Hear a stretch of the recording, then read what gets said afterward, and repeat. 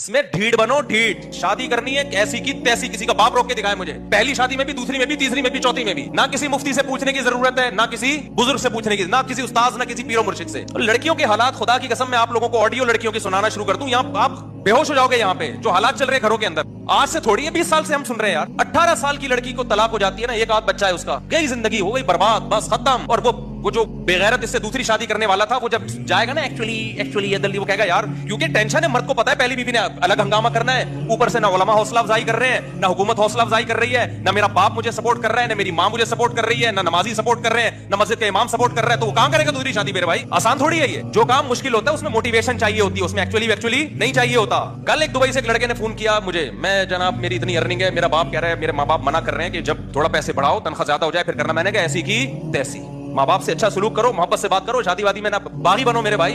ہم اگر ابا اماں بھائی بہنوں سے پوچھ کے, ہم تو ابھی تک ویسے ہی بیٹھے ہوئے ہوتے.